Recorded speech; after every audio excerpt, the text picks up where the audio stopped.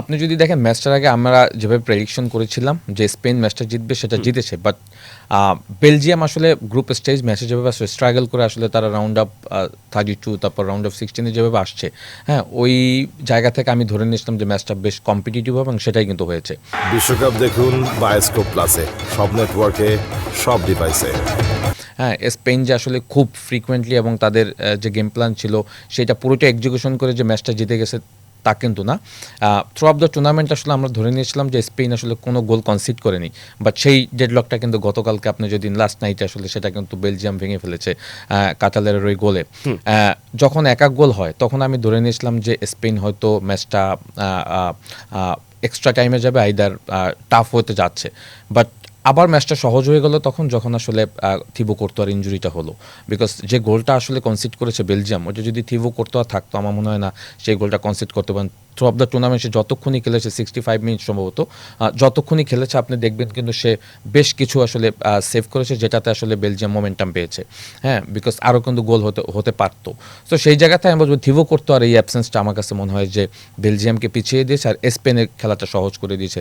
Because আমরা জানি যখন আসলে কোনো স্ট্রাইকার বা মিডফিল্ডাররা যখন আসলে, বা যেহেতু কোবার্সির শট ছিল আর কি, হ্যাঁ, সামনে যখন একজন গোলকিপারের ড্রপ খায় এটা ইজ ভেরি ডিফিকাল্ট সে গ্রিপ করা, বাট সে কিন্তু গ্রিপ করতে গিয়েছিল। আপনি যদি দেখেন এটা যদি লামেন যদি শুধু পাঞ্চ করে একটা সাইড করে দিত, হ্যাঁ, দেন কিন্তু হয়তো আমার কাছে মনে হয় যে এটা মরেনোর জন্য ডিফিকাল্ট। মানে ইন্টারেস্টিং ফ্যাক্টটা হচ্ছে এটাই যে মানে থিবো কোর্তোয়ার প্রথম যে অ্যাটেম্পটা যেটা লামিন ইয়ামালের ক্রস থেকে ওখানে শট করা হলো, হি কাইন্ড অফ প্যারিড ইট এক্স্যাক্টলি। আপনি যদি দেখেন যে বলটা কিন্তু আমরা জানি যে রিবাউন্ডের জন্য কিন্তু সবসময় স্ট্রাইকাররা রেডি থাকে, রাইট? সে দেখবেন যে বলটা কিন্তু একটা সাইড করে দিয়েছে যাতে সামনের প্লেয়ারের জন্য বলটাকে রিচ না করতে পারে। বাট লেমন যেটা করেছে আপনি দেখবেন যে সে একদম ক্যারি করতে গেছে এবং আলটিমেটলি তো সে বলটা মানে ধরতেও পারেনি। ইভেনচুয়ালি সে তার একটা স্লাইড টাচ লেগে কিন্তু বলটা সামনে চলে গিয়েছে, এবং তো এটা সবসময়ের জন্য স্ট্রাইকারদের জন্য খুবই অ্যাডভান্টেজ। এবং সেখানে কিন্তু দুইজন প্লেয়ার ছিল, মোরেনো সেটা গোলে কনভার্ট করেছে। সো আমাদের ম্যাচটা তারা ওখানেই হেরে গেছে। আইদার আমার কাছে মনে হয় যদি ম্যাচটা এক্সট্রা টাইমে যাওয়ার পসিবল থাকতো, বিকজ তারা কিন্তু ওইভাবেই খেলছিল। আমরা স্পেনের পার্টে আসবো, বাট আপনার কাছে এই জিনিসটা একটু জানতে চাই যে এমিলি ভাইয়ের সাথে ওইটা নিয়ে বারবার কথাবার্তা হচ্ছিল যে রুদি গার্সিয়া ট্যাকটিক্যালি চেঞ্জ করে তিনি হচ্ছে ইউএস এর ম্যাচে মানে he made a brilliant tactical change by not playing Kevin De Bruyne and Jeremy Doku. ওইটাকে আমরা একটা মাস্টার ক্লাস স্ট্রোক বলছি, কিন্তু ঠিক এই ভদ্রলোকই তিনি বেসিক্যালি থিবো কোর্তোয়াকে উঠায় নিলেন, বিকজ তিনি বললেন যে 100% না থাকলে ম্যাচে খেলা দরকার নেই। আবার থিবো কোর্তোয়া পরে ম্যাচের পরে বলছেন যে he could have at least played the match just মানে লং কিক নিতে পারতেন না আলটিমেটলি, কিন্তু কাজে দিল না। সো কখনো কোনো প্ল্যানকে একটা মাস্টার স্ট্রোক বলা হয়, কখনো একটা প্ল্যানকে একটা ফ্লপ বলা হয়। So what actually happen for Belgium, মানে বেলজিয়ামকে তো আমরা ওভাবে কোয়ার্টার ফাইনাল পর্যন্ত অনেকেই চিন্তা করে নাই, কিন্তু they somehow played the quarter final and played better. So what actually went wrong for Belgium? না, প্রথমত এমিলি ভাই যেটা বলেছে এটার সাথে আমি পুরোপুরি একমত। এইখানে যখন আপনি দেখবেন যে আপনার গোল পোস্টের নিচে কোর্তোয়া, সো সেটা লামিন ইয়ামাল হোক আর যত বড় মাপের প্লেয়ারই হোক, সো আপনাকে কিন্তু মাথায় রাখতে হবে যে আমার গোল পোস্টের নিচে কোর্তোয়া আছে, এটা একটা মাথায় থাকবে। আর যখন দেখছেন লামেন্স ওয়ার্ল্ড কাপে তার ডেবু এবং এরকম একটা সিচুয়েশন, স্পেনের সঙ্গে ম্যাচ আপনি নামছেন এবং আপনি আগে থেকে প্রিপেয়ার ছিলেন না, কিন্তু এমন যদি হয় যে ওকে আমি জানি যে আমি স্পেনের সঙ্গে নামতে যাচ্ছি, আপনাকে হঠাৎ করে নামতে হচ্ছে এবং আপনাকে গ্যাপটা কার ফিল আপ করতে হচ্ছে? থিবো কোর্তোয়া মানে গোল্ডেন গ্লাভস উইনিং প্লেয়ার, এবং হচ্ছে যে লাস্ট 10-15 ইয়ার্সে বোধহয় ওয়ার্ল্ডের ওয়ান অফ দ্য ফাইনেস্ট, মানে টপ 3 টপ 5 এর মধ্যে আপনি তাকে রাখবেন। সো এইটা অনেক কঠিন। এবং রুডিগার্সের যে ব্যাপারটা বললেন, হ্যাঁ, এখন আলটিমেটলি যে ব্যাপারটা এমিল ভাই একটা কথা একটু আগে বলেছেন, এক্সিকিউশনটা যদি ঠিক না হয়, আপনি যত প্ল্যান নিয়ে নামেন না কেন, সেটা আসলে মানে তখনই আসলে ওটাই ডিফারেন্স মেকটা করে দেয় যে আপনি আসলে সফল হলেন, আপনার বাজিটা কাজে লাগলো কি কাজে লাগলো না। আগের ম্যাচে আমরা দেখেছি যে ডোকু এবং কেভিন ডি ব্রুইনেকে নামানো হয়নি, সেই বাজিটা কাজে লেগেছে, খুব ভালো খেলেছে বেলজিয়াম। তারা খুব মানে ইউএসএ তো কাইন্ড অফ উঠছিল আর কি, যেটা আমরা বলি, এবং ইউএসএকে মাটিতেই নামিয়ে আনলো 4-1 গোলের হার।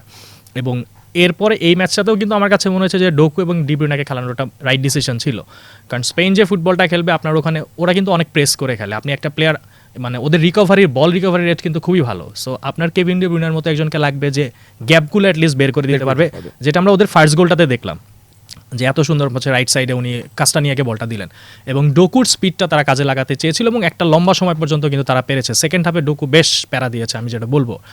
সো যেটা হয় নাই সেটা হচ্ছে যে ওই একটা ভুল আসলেই বলবো, যেটা হচ্ছে যে গ্রিপটা করতে না গিয়ে যদি পাঞ্চ করে দিত, যেটা আমরা কোর্তোয়ার ক্ষেত্রে দেখেছি, এই ভুলটাই আসলে বেলজিয়ামকে ডুবেছে। বাট আমার মনে হয় যে স্পেনের সঙ্গে যতটুকু পাল্লা দিয়ে বেলজিয়াম খেলেছে, এইটা মানে ফার্স্ট রাউন্ডে বেলজিয়ামের প্রথম 2টা ম্যাচ দেখে আসলে মনে হয় নাই যে বেলজিয়াম মানে টুর্নামেন্ট যত এগিয়েছে বেলজিয়ামের খেলা তত গোছানো হয়েছে, became better. বাট মানে স্পেনের কাছে হারটা আসলে এটাকে আলাদাভাবে কিছু বলা যায় না, কারণ আমরা ধরেই নিচ্ছিলাম যে স্পেন এবং ফ্রান্স দে আর দ্য মানে best teams in this world cup. একটা সেমিফাইনাল ম্যাচ হবে, সেটাই আমরা দেখতে যাচ্ছি।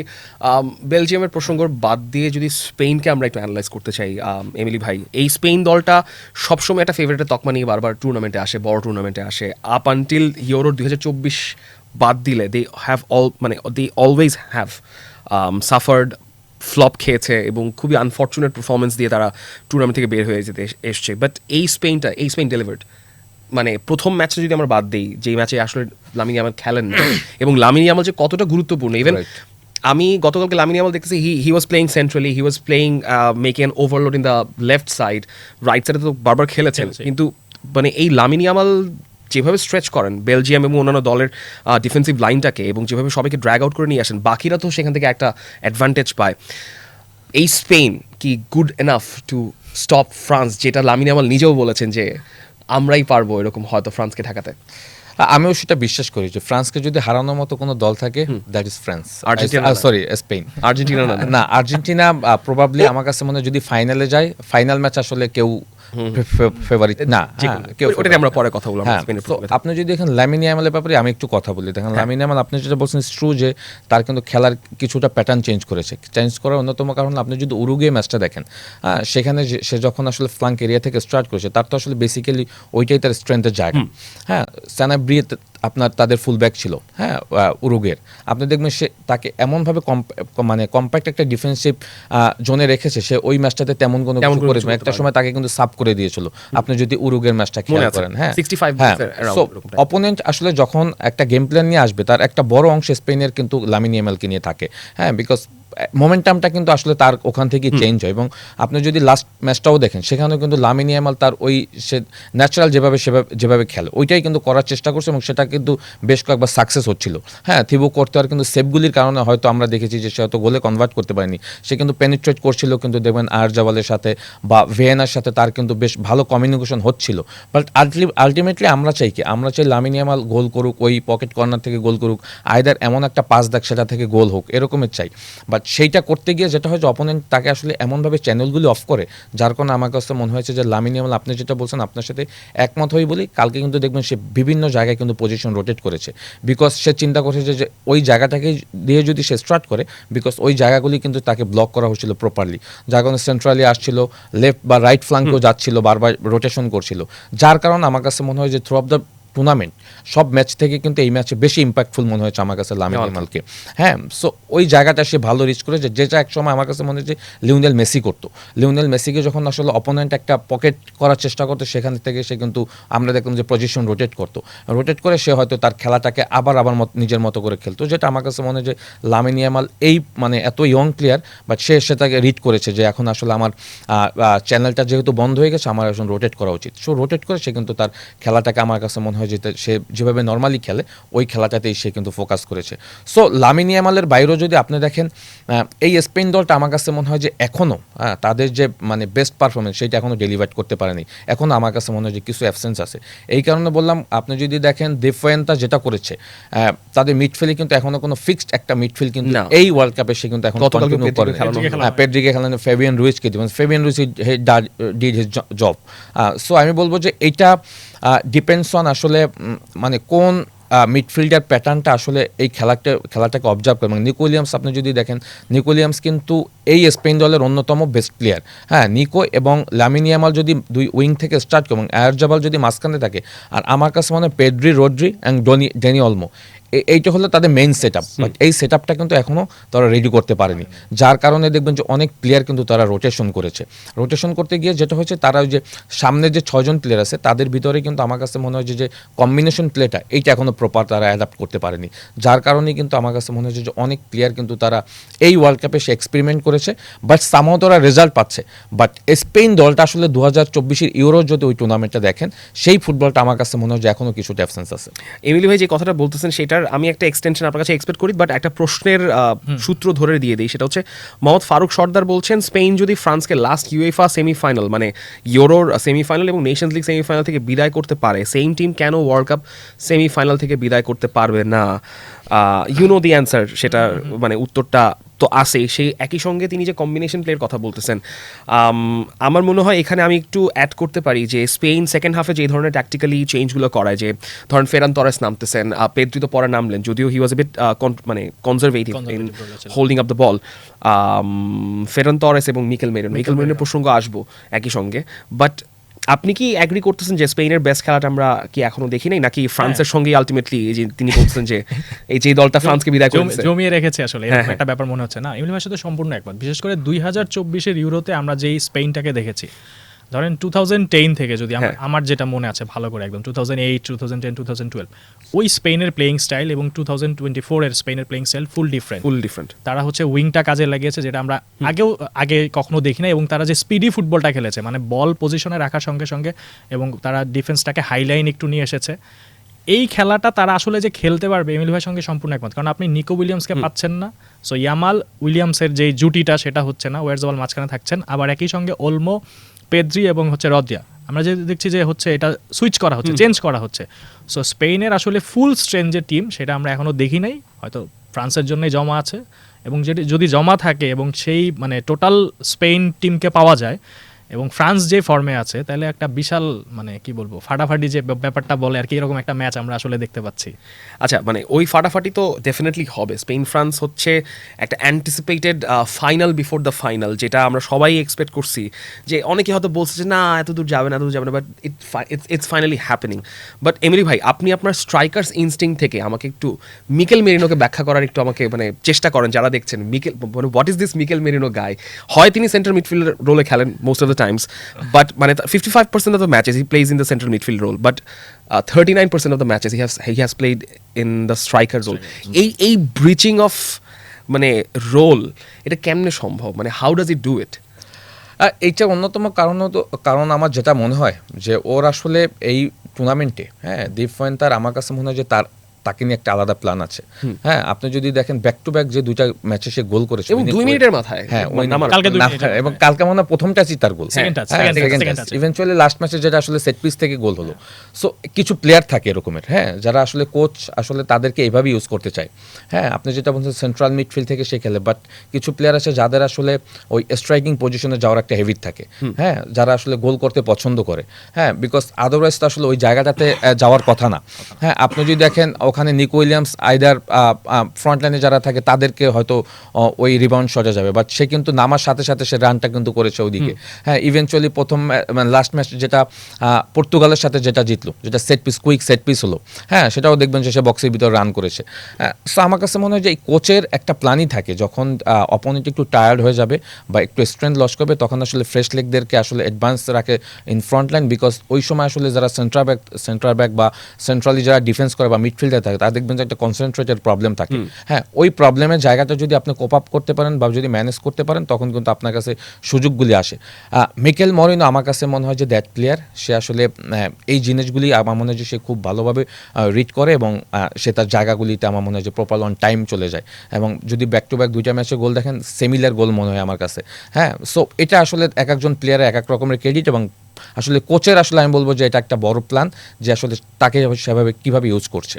Mikel Merino, what a guy. Mikel Arteta, de la Fuente যে লাক্সারিটা পাচ্ছেন এই মিকেল মেরিনোকে দিয়ে। আর্সেনালও তো একটা লম্বা সময় হচ্ছে গোল করে গেছে। কয়টা গোল গেল লাস্ট সিজনে? 9টা অ্যারাউন্ড। তারপরে হচ্ছে বাছাই পর্বে হচ্ছে জয়েন্ট টপ স্কোর 6টা এবং তার একটা হ্যাট্রিকও আছে।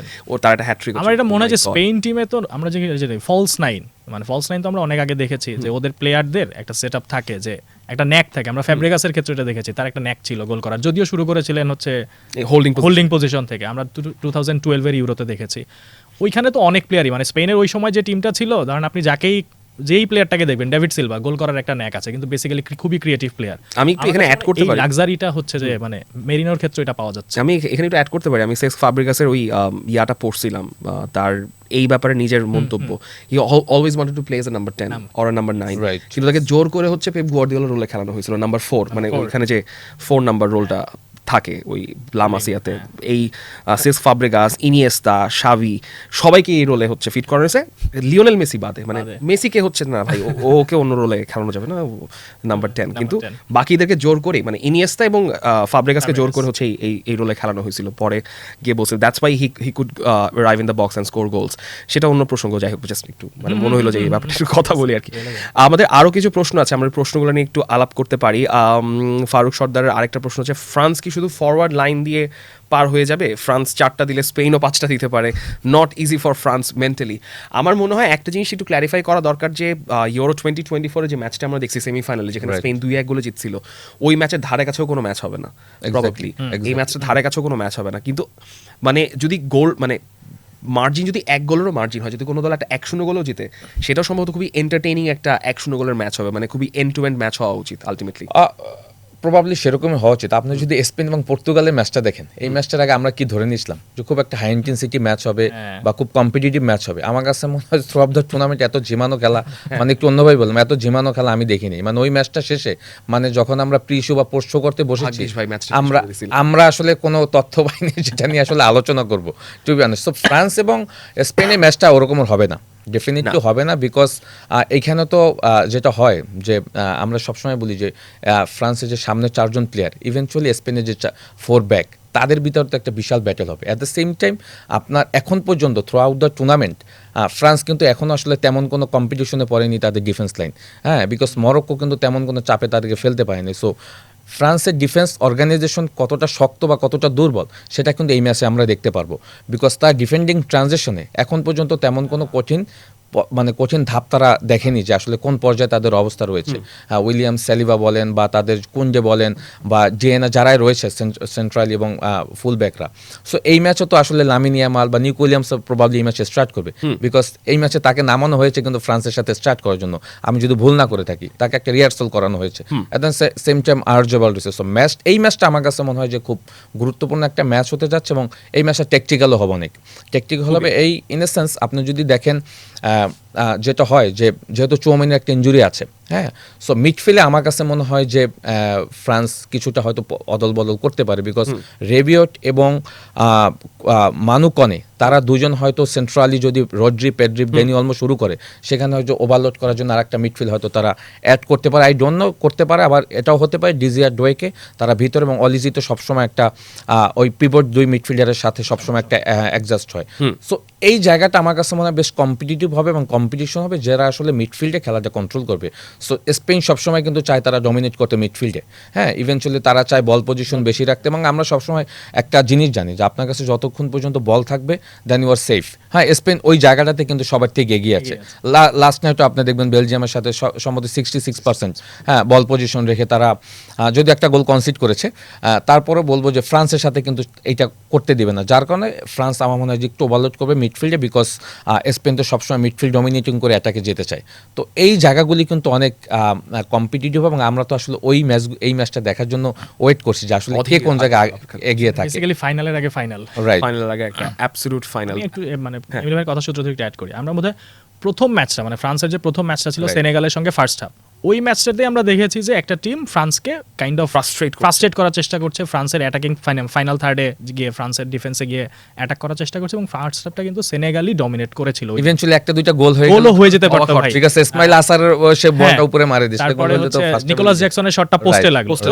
আমরা মনে হয় ওই একটা হাফ মানে ওই 45 মিনিটসে আমরা দেখেছি যে ফ্রান্স কিছুটা ব্যাকফুটে ছিল, বিকজ অপোজিশন হচ্ছে অ্যাটাকিং মুডটাতে ছিল। এখন স্পেন আর ফ্রান্সের খেলাটা এমন, এই দুইটা টিম হোল্ড ব্যাক করবে না, মানে ঠিক আছে তোমার জন্য আমি আমার খেলার স্টাইল চেঞ্জ করে নিয়ে আসবো, এই দুইটা টিম এরকম না। মানে ফ্রান্সের খেলাটাই খেলতে চাইবে, এবং যেটা বললেন স্পেন তো সবসময় চাইবে যে ভাই বল আমার পায়ে থাকবে। স্পেন বা ফ্রান্স কেউ মরক্কো হইতে চায়, কেউ মরক্কো হইতে চাবে না। সো এই খেলাটা এই কারণেই আমার কাছে মনে হয় যে এই খেলাটা এই কারণে ইন্টারেস্টিং খুবই হবে, প্রচুর অ্যাটাক আমরা দেখবো, গোল কয়টা আসে সেটা একটা দেখার বিষয়। ওই 5-4 হয়ে গেলে তো ভাই, এবং এইটাই হচ্ছে এই ম্যাচটার মজা যে আপনি 5-1 এগিয়ে থাকলেও সেটা 5-4 হয়ে যেতে পারে, 5-4 হয়ে যেতে পারে। মানে রাইট, দুই দলেরই এই পরিমাণ কোয়ালিটি আছে, এবং মানে অনেকগুলা লড়াই। এমিলি ভাই যেটা বললেন যে দুই দলের অ্যাটাকের সাথে দুই দলের ডিফেন্স এবং মিডফিল্ডের ব্যাটেলটা, মানে মিডফিল্ডের ব্যাটেলটা এই মোমেন্টে যেহেতু মানে ফ্রান্স যেহেতু দুইটা মিডফিল্ডার নিয়ে খেলছে, ওই জায়গাটায় আসলে আমার বোধ হয় যে দেশও এই জায়গাটাতেই গুরুত্ব দিবে যে ওভারলেট করা যায় কিনা। বিশ্বকাপ দেখুন বায়োস্কোপ প্লাসে, সব নেটওয়ার্কে, সব ডিভাইসে।